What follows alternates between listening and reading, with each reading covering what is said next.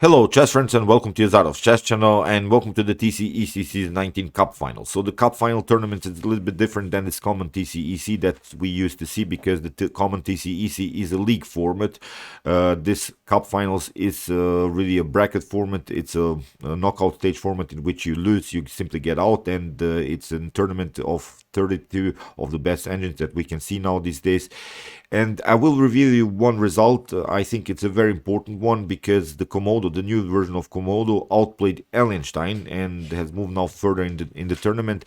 And I think it's a very important result because Ellenstein proved itself really in the previous TCEC season. It also played a super final against the previous version of Stockfish. So I think it's a very important fact now that Komodo is stronger than Ellenstein, and maybe we can see the finals Komodo NNUE against Stockfish NNUE. I think it will be a brutal super final. So maybe Lila C0 can also make it happen. I'm not sure who will play in the finals, but I'm sure that Stockfish NNUE will be there, because you see now in one particular game that I've prepared here how Stockfish again plays really great chess.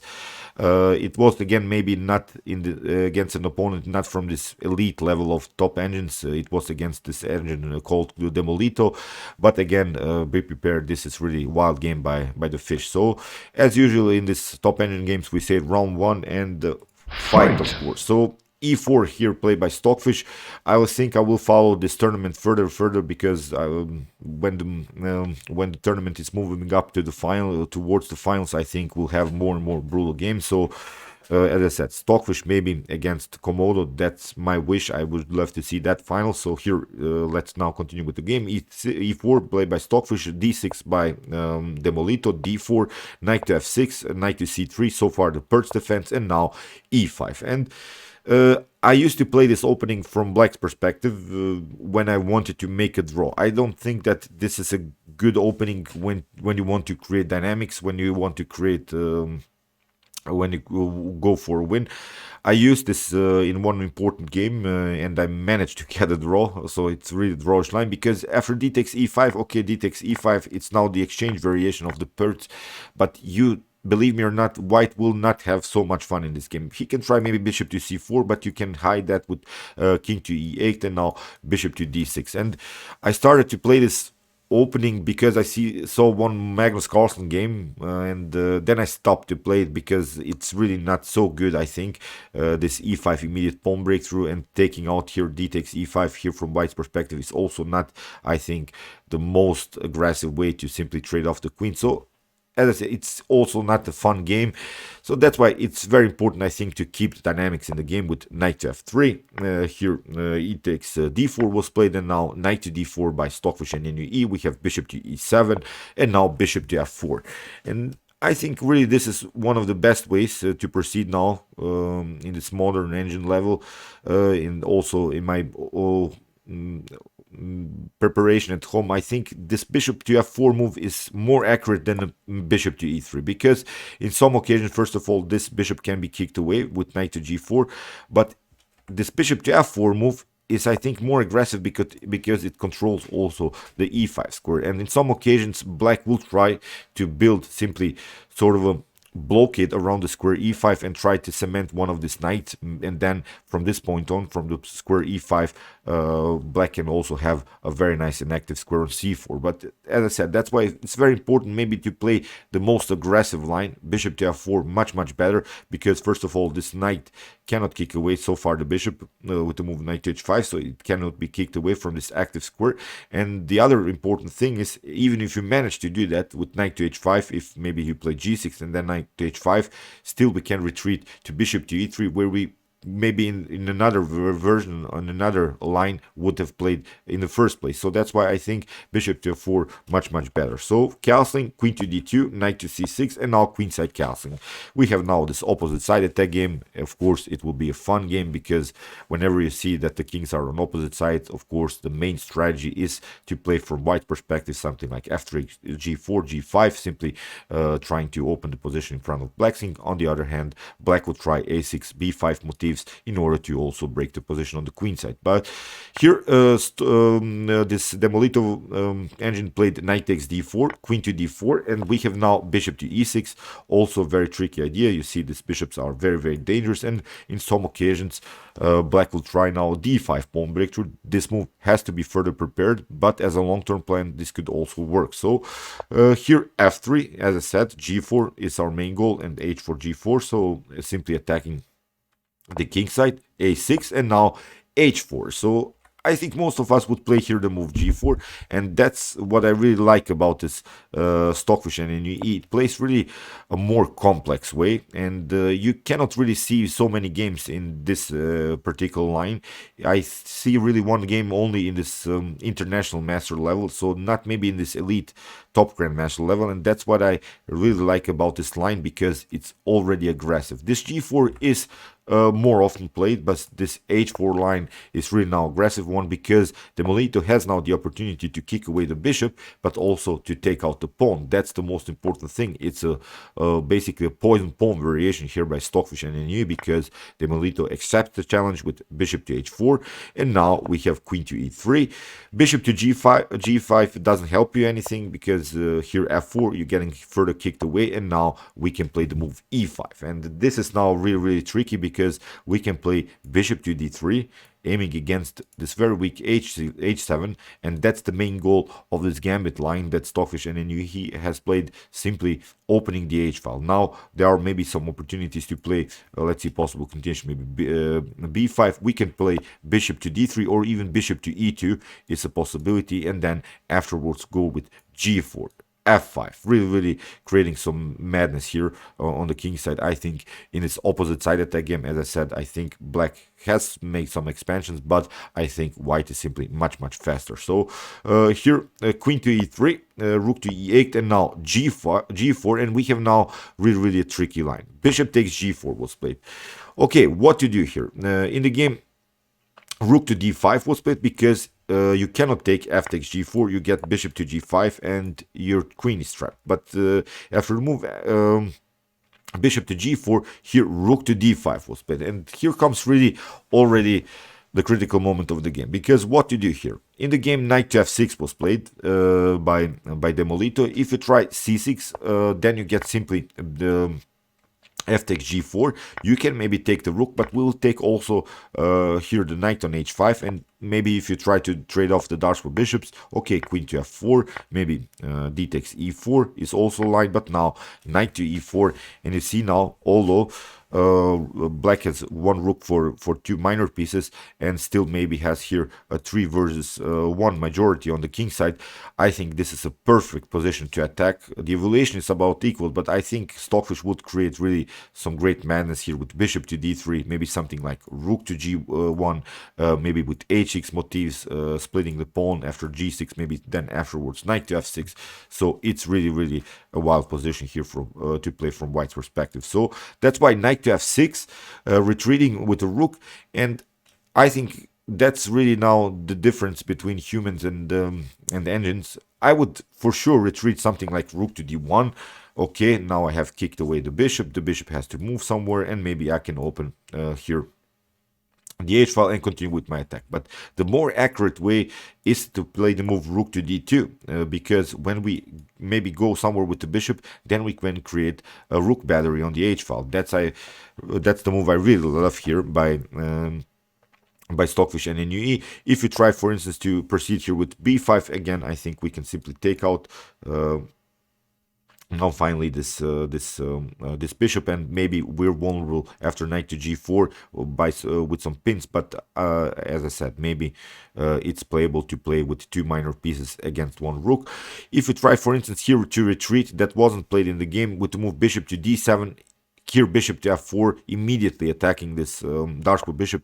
Knight to h5 maybe can be played, but now, as I said, this is the main goal rook to h2. You can maybe try g5 to break everything, but now rook to h4, I think it's simply a great line to continue from after bishop to h4. Look at this dark weaknesses in front of the king. Rook to g1, bishop to e2, again with f4 is possible. So I think white has a really comfortable game here. So in the game after the move rook to d2, bishop to f5 was played, and here Stockfish NNUE plays queen to f4. We have bishop to e1, and now queen to f5, bishop takes d2, and now again king to d2. It seems so that every line basically is like you lose two minor pieces for the rook.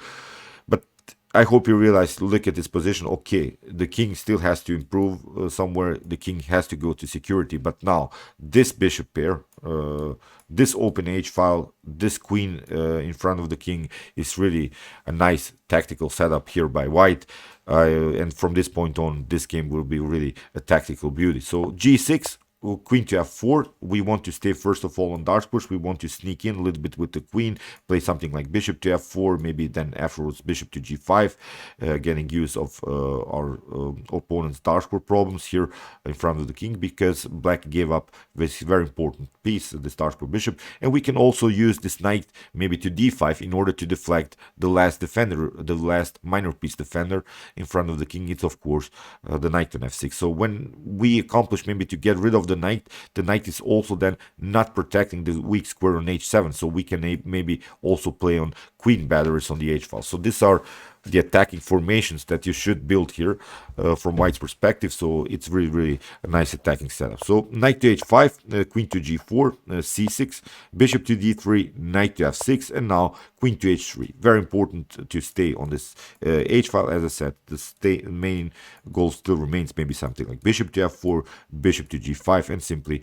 getting rid of the key defender of the h7. So b5, queen to h6, which is, I think, a very important move, because in some occasions black could try, if you don't play the move h6, black could try maybe to cement the position with the move h5, and then the pawn chain would be protected. Then the knight is not so overloaded to the defense of the h7. So that's why queen to h6, very cool move. Never allow black to improve with the h5 move. We have rook to e6. You see black is desperately trying to get some defenders in front of the king. We have bishop to f4, queen to f8, and of course you don't want to trade off the queens when you are on the attacking side. If you try something like knight to h5 here, then e5 is a very nice threat here, because after d takes e5 we can play rook takes h5. That's the beauty of this tactical shot. Again, if you try maybe something like g takes h5, then we can take, and now comes really nice move, bishop to e3, with preparations to play bishop to c5, and this is really a bad game already here for black. If you try maybe queen to d6, then you get knight to e4, and still you cannot prevent this very annoying check on c5. So you see how dangerous this can be if you don't get somewhere with your queen to f8, with a desperate try really to trade off the queens. But it's of course not good when we are on the attacking side. When we want to create menace, it's of course very important to stay with the queens on the board. Queen to h4, and now knight to h5. You see, black is desperately trying to lock the h file somehow. There are of course these tactical threats that I've explained. King to c1, we have d5, and now e takes d5. We have c takes d5, and now bishop to d2. Very important and prophylactic move here by Stockfish NNUE, because there is of course always this threat. The main attack that black can build is basically rook battery, so that's why we don't want to be vulnerable here by our opponent to get maybe a very annoying check on e1. So that's why this bishop to d2 stays still on the attacking side, because of course the bishop is a long range piece. We can attack all over the board, but it's also a very important defensive piece which protects this very weak square on e1. We want to play with our with our queen, with also maybe with our rook, so that's why it's very important to keep the bishop there. So rook to c8, knight to e2, very nice move, improving also the position of the knight. Again, the tactical threat is something like knight to f4, and then queen takes h7. So queen to e7, we have queen to h3. Again, the Demolito is trying to desperately to trade off the queens. We'll give that again, that was a pathetic sound, really. Queen to h3, no, it's like Stockfish is saying, no, we're not training the queens today in the game. Rook to e8 was played, and now knight to d4, and now rook to f6, really, again, trying to keep some kind of compact position here, and now knight to f5. This is really a great move, because, again, if you take, we can simply take out the knight, then afterwards bishop takes f5, and also here the h7 is weak, so it's a completely lost game here for black. So after the move knight to f5, queen to c7, and now f4, again a very tricky move. You see how Stockfish uses every piece on the board, even if it's pawn. Still, this pawn is very important, because when we move the knight, then we can break the position even with f5. So f4, knight takes f4, again not possible. You're getting the h file open, so again it's not possible so far to move the knight from this very nice defensive square on h5. So rook to c6, we have king to b1, securing first the king, never allow some tactical threats maybe here around the square c2, king to h8, and now a3. We have queen to d7, and now queen to h4, queen to d8, again try to trade off the queens to simplify the position, but not Stockfish is not interested. Again, queen to h2, and now d4. So here in the game, knight to h6 was played. This was a very important move, because now the knight is getting more and more active. The knight is getting towards the king. In the game, queen to c7 was played, and now queen to g1, attacking, of course, the weak d4 pawn. We should really, as I said, exploit this dark square weaknesses against black's king, because black simply gave up the dark square bishop, and now queen to d7 was played. If you try again knight to f4, then queen takes d4 will happen. If you try to cover, then we can simply take. You see, we have here queen takes a4, e5, or we can play the fork on f7, so it's completely lost again. So you cannot again take the pawn on f4. That's the main problem. In the game, queen to d7 was played, and now here f5. I've also analyzed this particular line. If you pardon me, I made a mistake. It was a different line. So after the move queen to d7, here f5 was played. As I said, this was very important to get this pawn rolling here. This pawn is now also creating some madness, because it can also deflect this pawn from the protection of the h5 knight. We can also maybe have some tactical threats with bishop to g6. So far not possible, but if this rook moves somewhere, then we can also have some tactics. We can also have something like rook to h5, but we would have to improve maybe our bishop on this diagonal in order to maybe create also some other tactical threats. So rook to b6, we have bishop to b4. Here Stockfish tries to really sneak in with the bishop on dark squares. Rook to c6, and now rook to h4, attacking, of course, the d4 weakness. And in the game, queen to c7 was played. If you try rook to d8 to defend this, it's not so good, because you get bishop to e4, and there are now basically two choices. You can move the rook to c8, or you can move the rook to b6. So if you play b6, then of course you get simply bishop to c5, and again it's a problem.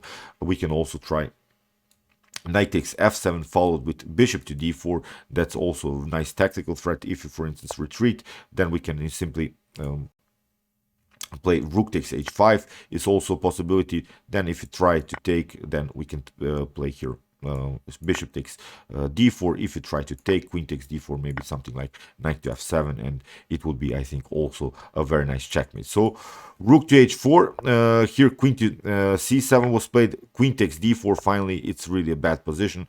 Now knight to g5, g4, simply continuing our attack against the weak knight. We have queen to b6, and now a very cool move, knight to f6. Really nice tactic, because if you take queen takes d4, then of course rook takes h7, a very nice checkmate. So this wasn't played in the game, but you see the importance of this knight on g4, the pinning idea, this rook activity, this bishop activity is really simply too much to handle here for Demolito. Knight to f6 was played, rook to f6, but now queen to g4. We have queen to e3, and now bishop to c3. This is already lost. You simply lose the rook.